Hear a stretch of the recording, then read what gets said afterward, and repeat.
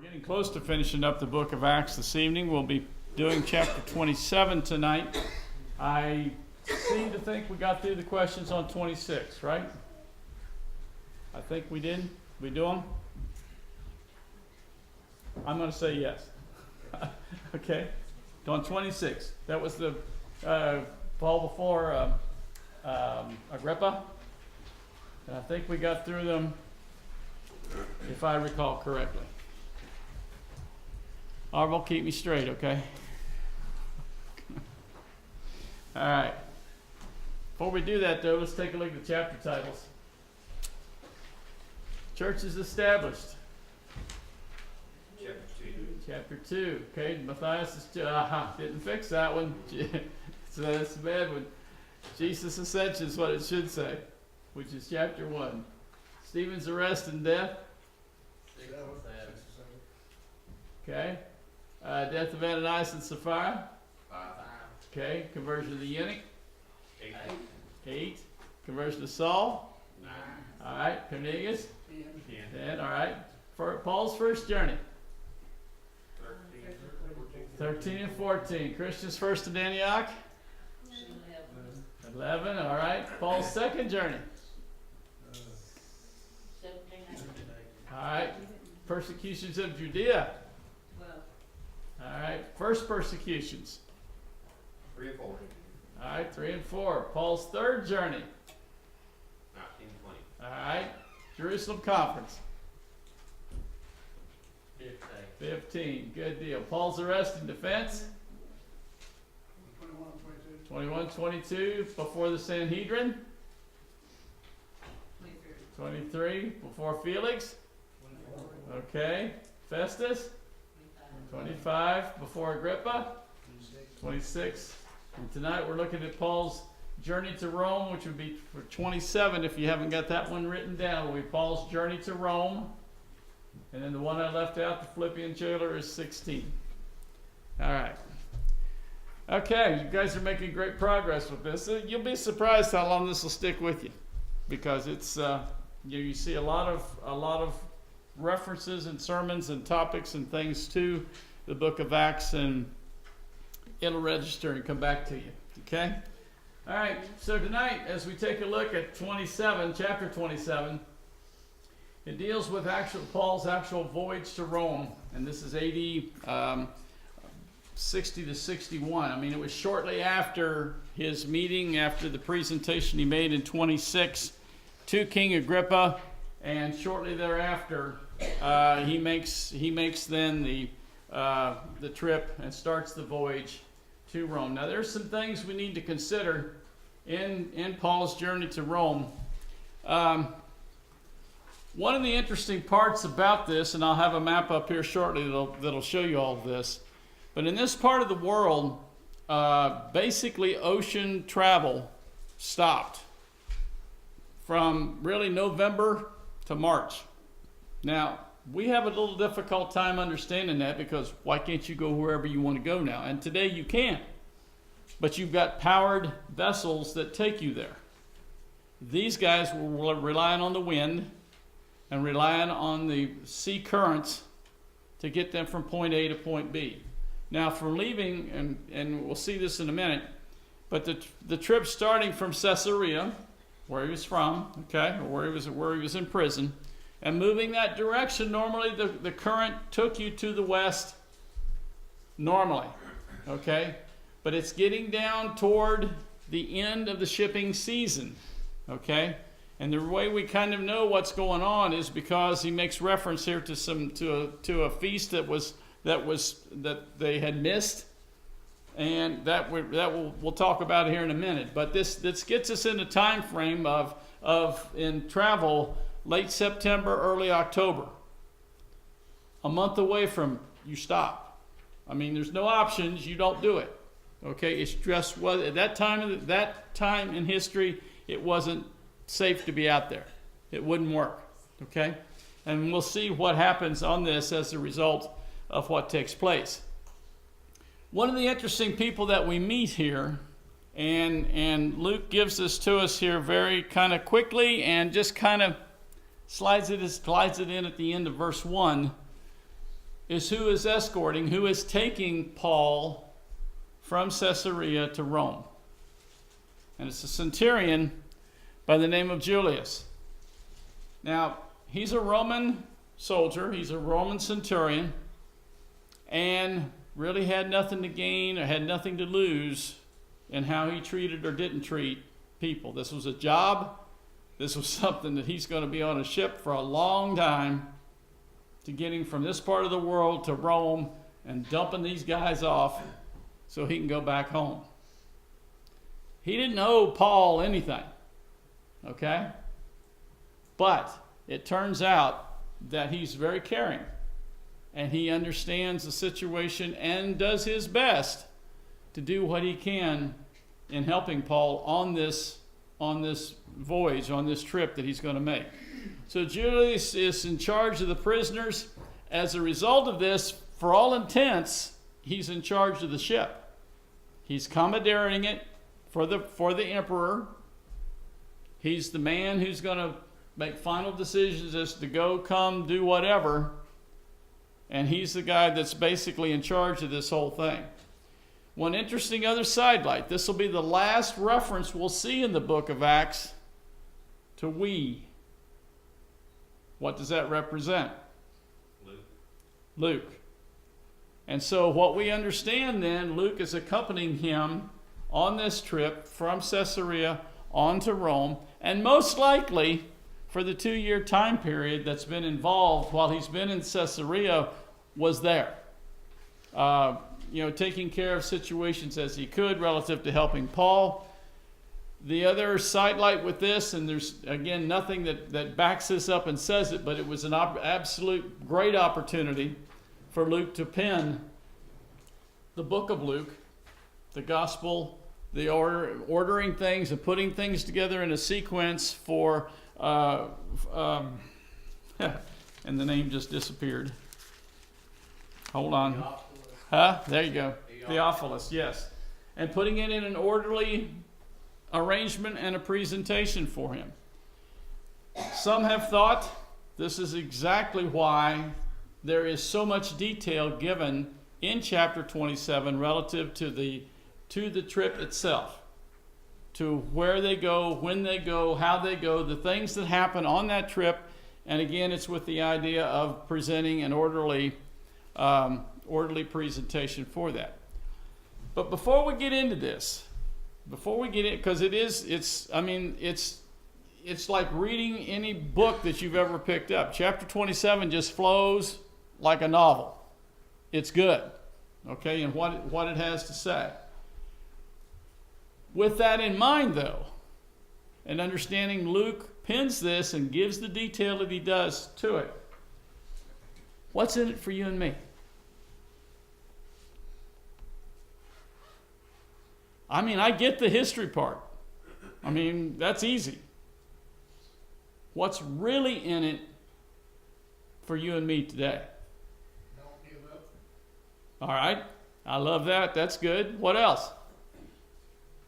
Mm-hmm. No matter where you're at and what's going on in your life, if you're a servant of God, God is there with you. Okay. It does not matter that he's out to sea in this storm, it's raging like it is. Okay. All right. Go ahead. God's in control no matter it may look rough. But He's in control and whatever happens is with Okay. All right. Other ideas?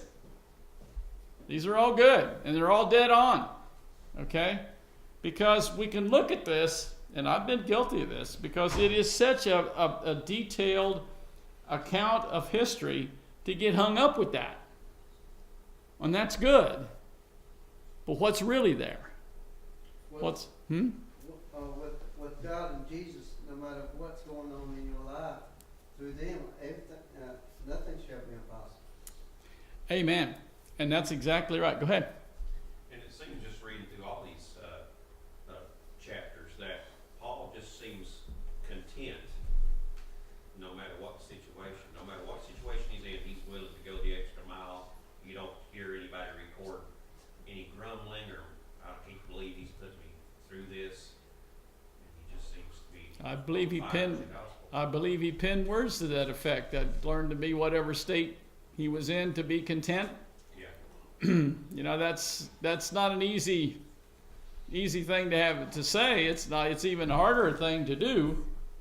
Okay, it's even a harder thing to be. I mean, be sitting in a jail for 2 years. Why? I didn't do anything.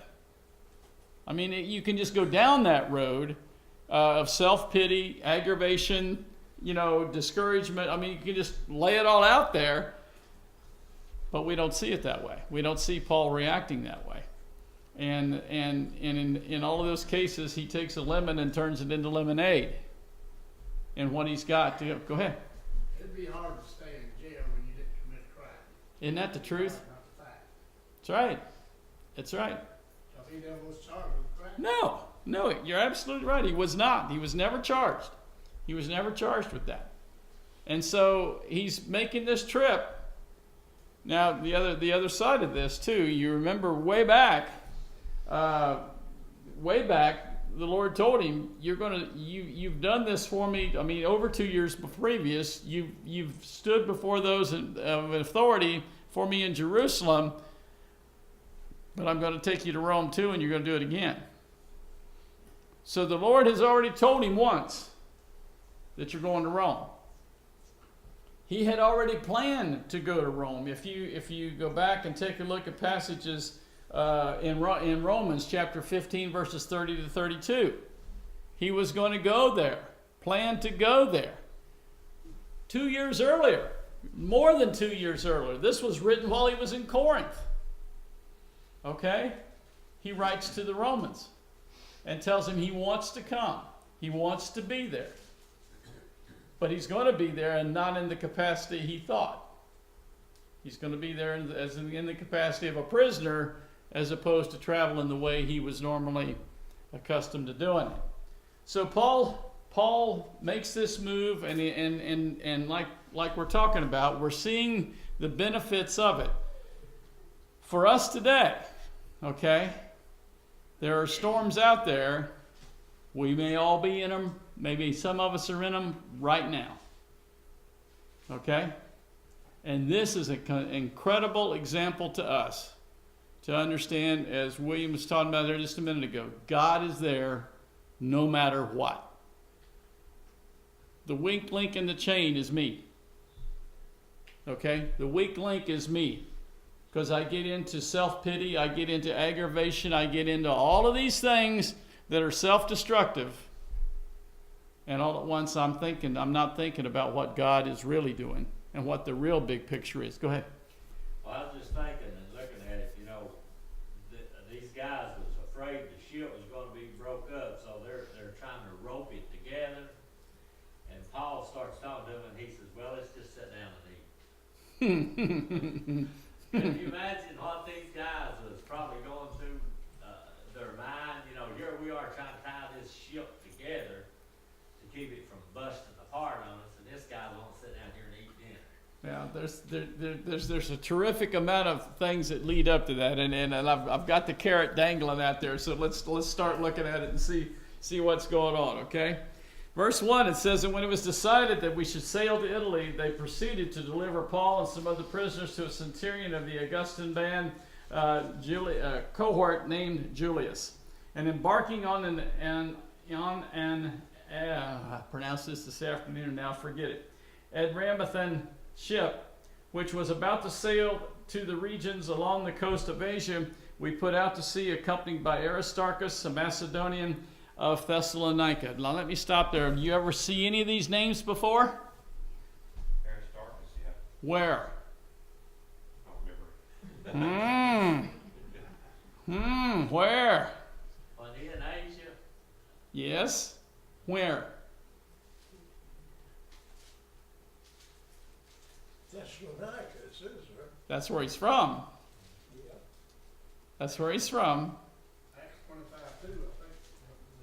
How about Acts? Yeah. 1929.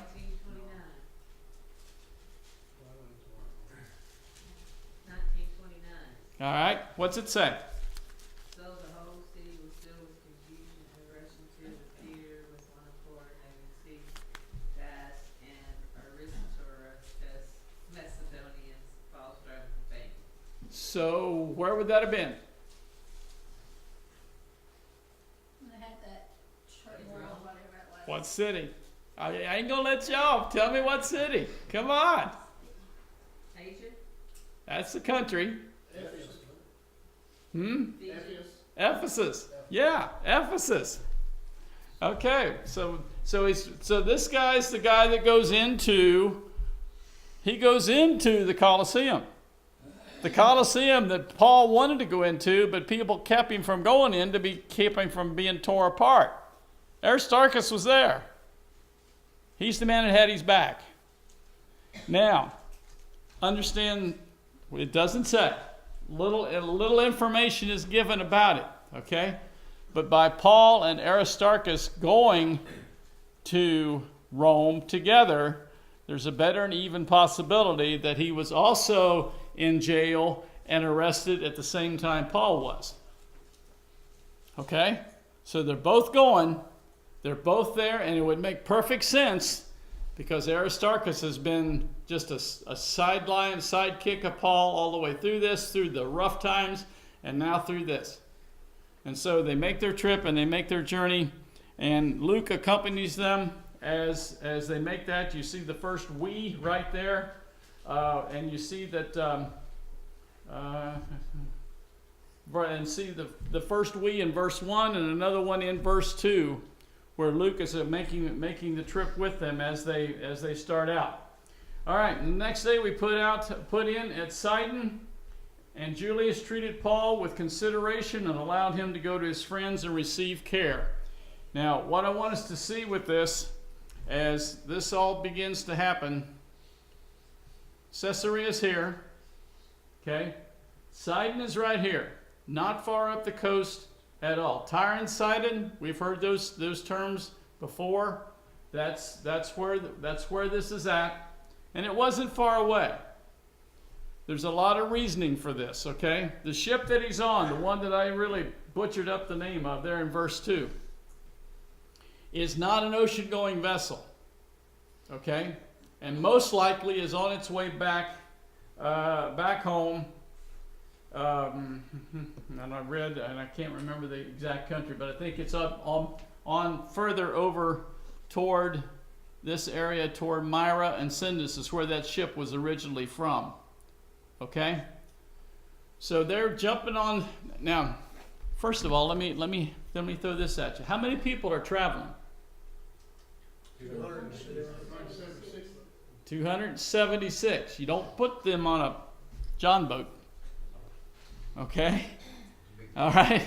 It's got to have some size to it and be able to do some things. Now, that's where they're at. You've got a group of people, and on this ship at this point. We're not sure. Understand, too, what was Julius's position? Centurion. And what did that make him? He was the leader of 100 men. Do you think they're all on this boat? Oh, yeah. Imagine that. So it's getting crowded quick. Long line for the bathrooms. All right. And so Julius, and here's the first indication that Julius cared for Paul and thought a lot about him and considered him, because Julius treated Paul with consideration and allowed him to go to his friends and receive care.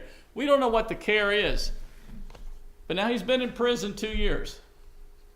How well do you think he got along riding on that boat? Hanging off the side, probably sick as a horse. Good possibility, okay? Plus the fact that whatever care was needed, I mean, even though he's in prison, it was nothing like what you and I know today. He wasn't too sick, he's wanting to eat. That could be. Maybe the pizzas are ready, right? Whatever. I'm sorry? I said he might have had Drano. Yeah. Or at least needing some catfish, huh? Whatever. But anyway, this is the kind of stuff that he considers about Paul. We don't know what kind of shape Paul was in, but it doesn't sound good. How long was this after they stole him? Well, he would have. What city did they stone him in? This is my turn now. What city? Huh? Damascus. Caesarea? Nope. Lystra. Derbe. This would have been the first journey. So we're back clear to the first journey where he's going through that region for the first time when they think they have him dead. So we're talking 4 or 5 years anyway, before all this, when that happened. And so all of this takes place as he's moving along this line, and he's allowed to catch his breath and to get the care that he needs in verse 3. And for there we put out to sea and sailed under the shelter of Cyprus because of the winds were contrary to us. Sailed under the okay.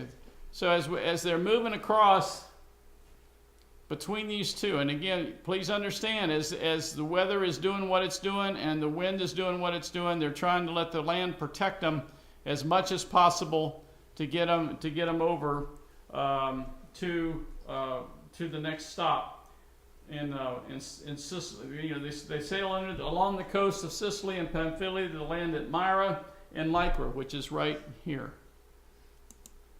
Myra is right here, okay? And that's where they stop at this point. Okay. Now, as we said before, these guys with all this travel had no reservations anywhere. Okay? So you got this group of people that are traveling, and so when they get to this point, and when they had sailed through the sea along the coast of Sicily and Pamphylia, and then verse 6, and there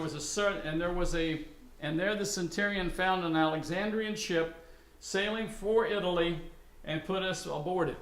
Now, all this is simply talking about the ship from Alexandria would have been down here in the Alexandria area, which was just north of northern part of Egypt. Okay, but this is an ocean-going vessel. This is a freighter.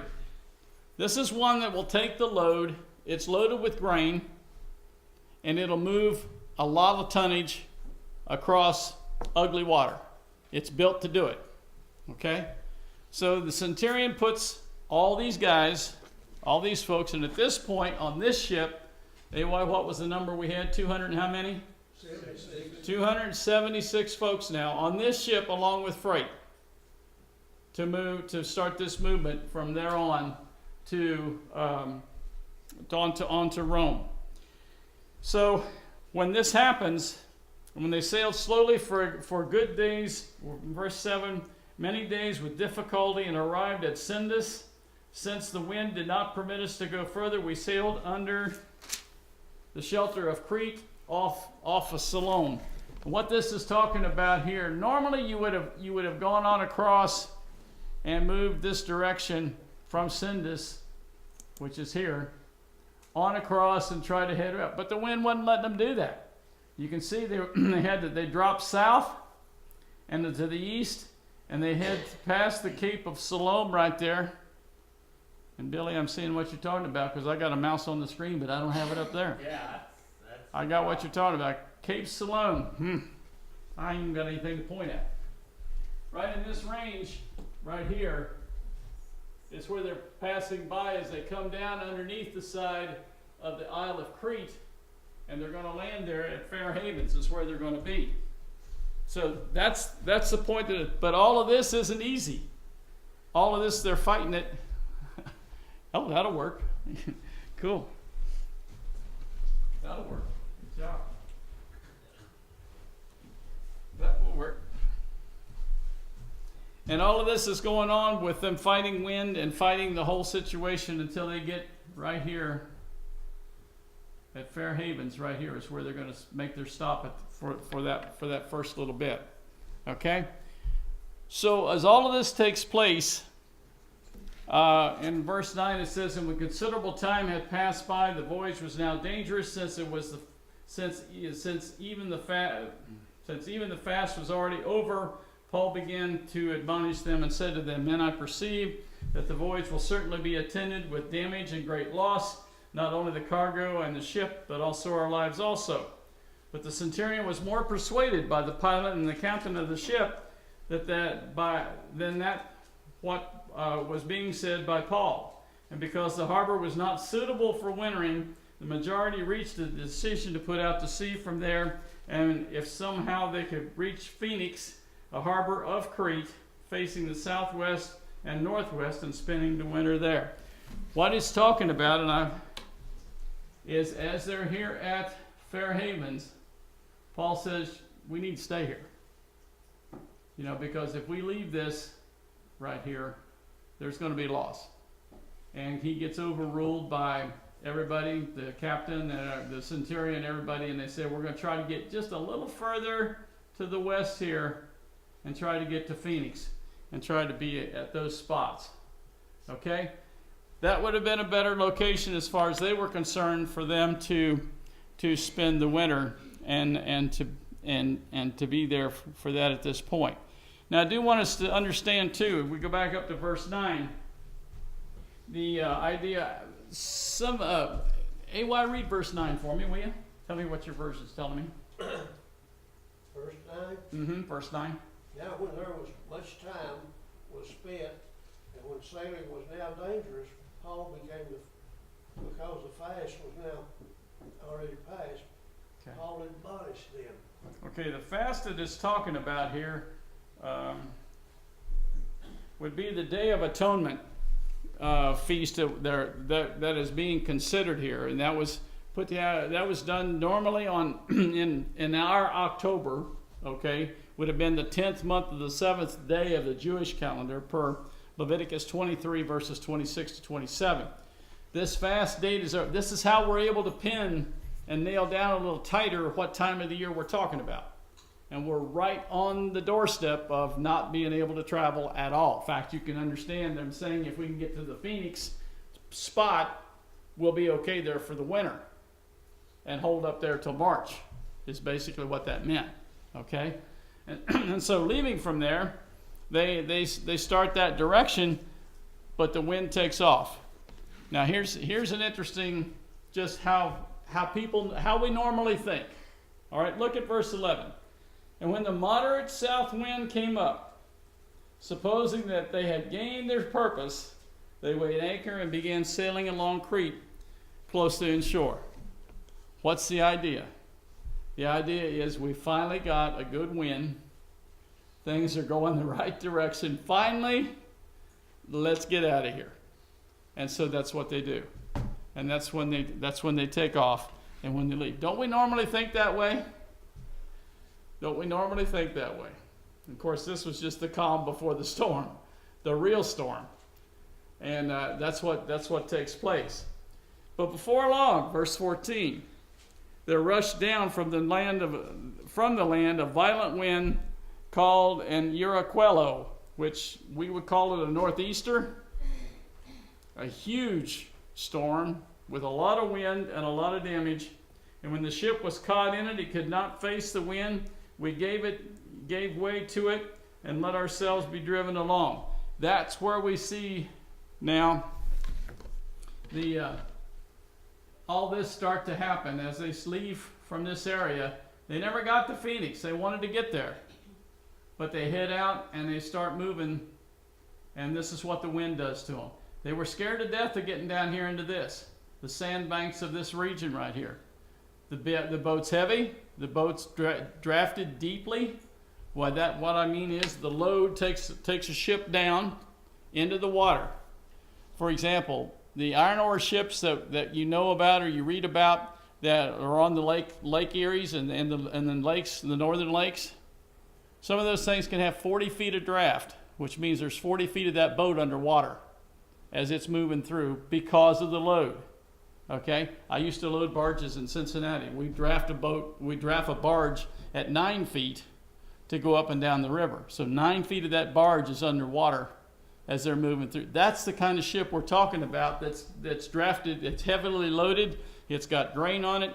They're making the move from here trying to get on up to Rome. That's what they're contending with, but the wind's not letting them.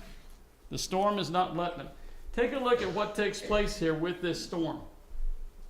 And when the ship was caught in it, it could not face the wind and gave way to it and let ourselves be driven along. And running under the shelter of a small island called Claudia, we were scarcely able to keep the ship's boat under control.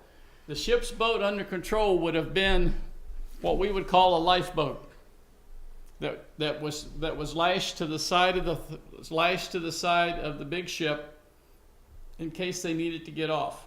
that thing's beating the side of the boat, of the big boat, big time, from the storm damage. And so the move is to get that lifeboat up and on the ship to keep it from tearing out the side of the main vessel. So that's what they're talking about, to get the ship's boat under control. And after they had hoisted it up and using supporting cables in the undergirding of the ship, which was another normal practice, what they did on these big wooden vessels like this, actually what would happen is they take major big steel cables and go down underneath the ship and back up on the other side and tighten them down to keep the ship from falling apart. And there would be a series of those all the way down the length of that ship to stiffen it up to be able to take what the sea's fixing to give it. Okay? And so that's the purpose for them trying to do that. Cables in the undergirding of the ship, and fearing that they might run aground in the shallows of Cyterus, they'd let down the sea anchor and so let themselves be driven along. Sea anchor is kind of a misnomer. We get a picture of that as an anchor trying to stop something, when actually what it meant was on the forward end of the vessel there was a sail that they could hoist that was not, it would allow them to steer the direction of the ship to go to a point. Wasn't perfect at all, but at least to give them a shot to doing that. And that's kind of the idea that's going on here. They're trying to get themselves in such a way as to drive this thing the best they can. Now watch what happens with this. The next day we were being violently storm-tossed. They began to jettison the cargo, and on the third day they threw the ship's tackle overboard with their hands. And since neither the sun nor the moon appeared for many days, and no small storm was assailing them, from then on all the hope of being saved was gradually abandoned. Here's the picture, and we'll see whether this is... Have you guys ever been in a storm for 14 days? Now, we're not talking wind blowing here. We're talking taking an ocean ship like this and throwing it around like a cork. Okay? That's what these guys are up against. All right? And so what they're doing in the process of all of this is lightening the load, which lets the boat come up out of the water as much as it can so that they have a better shot at, first of all, keeping it from sinking, but have a better shot at steering it and getting it to go the direction that they want it to go in. And when they had gone a long time without food, then Paul stood up in the midst and said, "Men, you ought to have followed my advice, and not to have set sail from Crete and incurred this damage and loss.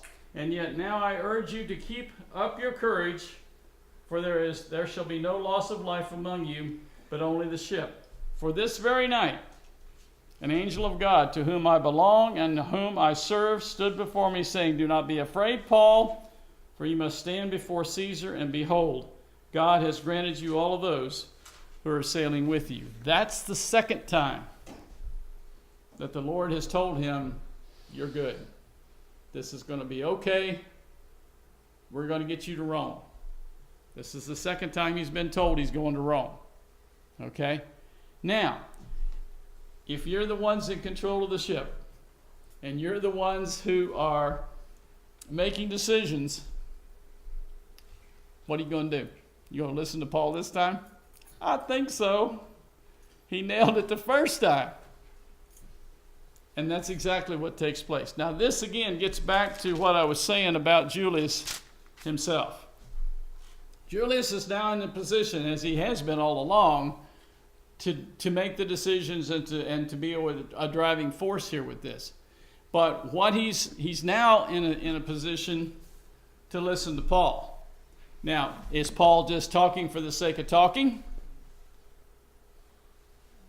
Or is he communicating something special?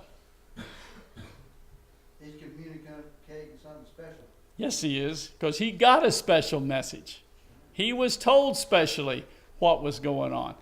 And so when he communicates that to them in such a way of that, okay, he's got a ship full of believers right there.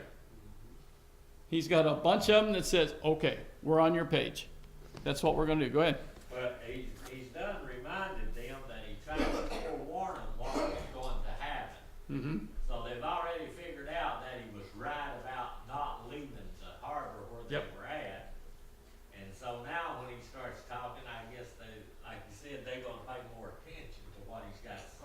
Yep, I think you're absolutely right. In verse 25, it says, "Therefore keep up your courage, men, for I believe God, that it will turn out exactly as I've been told.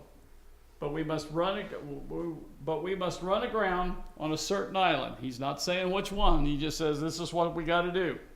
And when the 14th night had come, as we were being driven about in the Adriatic Sea, about midnight the sailors began to surmise that we were approaching some land. And they took soundings and found that they were 20 fathoms, and a little further they took another sounding and they were 15 fathoms. I think we know what that means, but what we're talking about is as they were getting closer to the land, they could hear waves crashing on the shore, and they started taking depth readings, depth sounds with lines and weights and so forth, and figured out we're this depth now. We go a little further, we're getting closer. We're close enough at this point, and it's pitch black dark. Let's tie this thing up best we can and wait for daylight. Love how they do this. And fearing that we might run aground somewhere on the rocks, they cast 4 anchors from the stern and wished for daybreak. And wished for daybreak. Can you imagine the fear? We're talking guys here that have been on these aren't rookies. These are professional guys that know how to run a ship. And they're scared to death.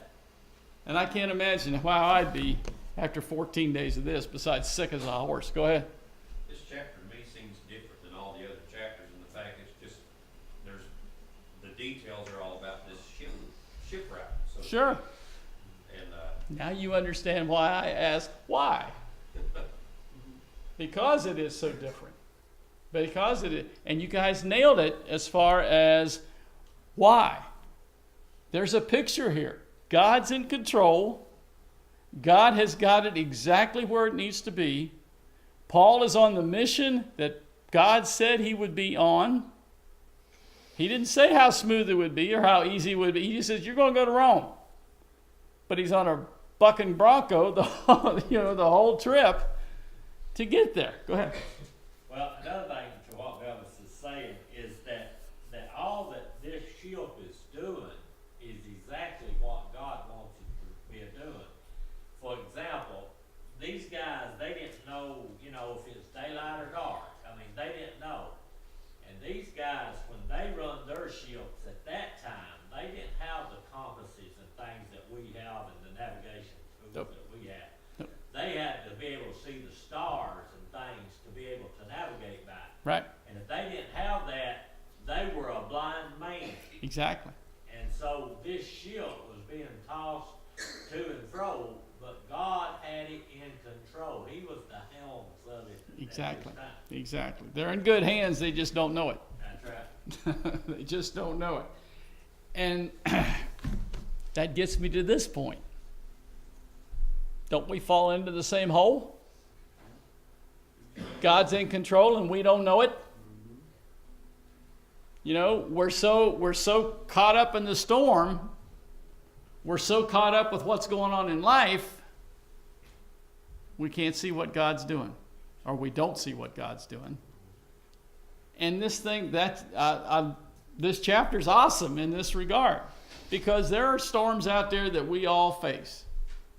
And you can just go down the list and name them all, and all of them can be bad. And all of them can make us lose our focus on the Lord.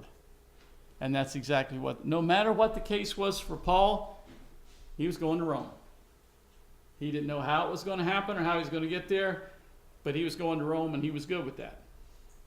And I'll tell you, that's,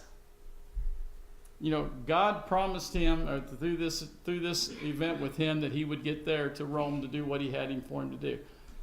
What's God promised us?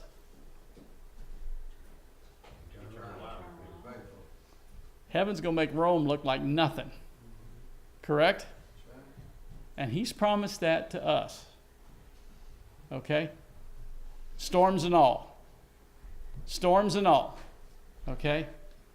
We're the ones. We're the weak links. We're the ones that lose the focus. Thankfully, guys like Paul. Thankfully, somebody like this who maintains the focus shows us that we can. That we can. And we can be successful with that. And so this chapter 27 is awesome.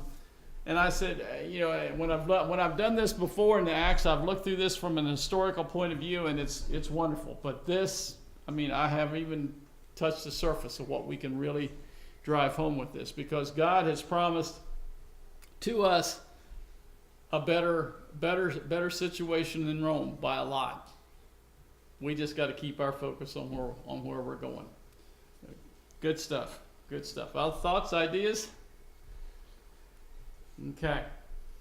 Lost my place because somebody changed my mind. All right. As this is moving along, then verse 27. And when the 14th night had come, we were being driven about in the Adriatic Sea, and so they do the sound readings and so forth as they make that, and then they tie the boat off. Verse 29, and wish for daybreak. And as the sailors were trying to escape from the ship, and let down the ship's boat to the sea on the pretense of intending to lay out the anchors from the bow, Paul said to the centurion and to the soldiers, unless these men remain on the ship, you yourselves cannot be saved. Then the soldiers cut away the ropes of the ship's boat and let it fall. Here's the story. Do you remember back in 2 Corinthians, about chapter 11 or 12, where Paul gives us the list of all the things he suffered for the cause of Christ? How many times did he say in that list he had been shipwrecked? 2 or 3. I can't remember. I think it's 3, but I think it's 3. You know the interesting point about that? Corinthians was written before this. So this is 4 coming up. Okay? Corinthians was written before this actually happened in the book of Acts. He wrote Corinthians while he was, in Ephesus and up in Macedonia when he wrote 2 Corinthians. And he's already lists in 2 Corinthians he'd already been shipwrecked 3 times. This man knows how sailors work. What they do and what they don't do. Okay? He recognizes the pretense here that these sailors are going to let the lifeboat down off the side, get on it and go around to the back of the boat and attach anchors or attach more weight or do whatever to hold the boat in its position as best they can. Paul says, that's not what they're up to. Paul says if they get in that boat, they're going to head for shore, and who cares about the big ship? Paul says unless they stay on right here, there's going to be loss of life. Didn't have to tell the centurion twice. Cut the ropes. Boom. The ropes are cut, the ship falls into the water, and that's it. It's done. Okay? He knew what was going on. He knew how these guys were operating. And you think about it, what sense? It would have made sense for them to do what they were doing, but it wouldn't have made sense for the other how many was left on the boat to not have your professional sailors on board that can drive this thing. If they've left, how are we going to get there? That's another point. That's the other point. And so they're left there, they stay there. And until the day, verse 33 was about dawn, Paul was encouraging them all to take some food, saying, today is the 14th day that you have been constantly watching and going without eating and have taken nothing. Therefore I encourage you to take some food, for this is for your preservation, and not a hair of your head of any of you shall perish. And having said this, he took bread and gave thanks to God in the presence of all, and broke it and began to eat. What message just got sent? They're not going to lose no life. True. What's the bigger message that just got sent? Control. God's in control. Give thanks for whatever God gives. That's the point I'm looking for right there. Be thankful for the situation that we've got at this moment. We're not dead yet. We haven't lost this ship yet. We're still in one piece yet. And be thankful for it. and be thankful for it. You don't think that didn't make a big impact on those guys? Go ahead.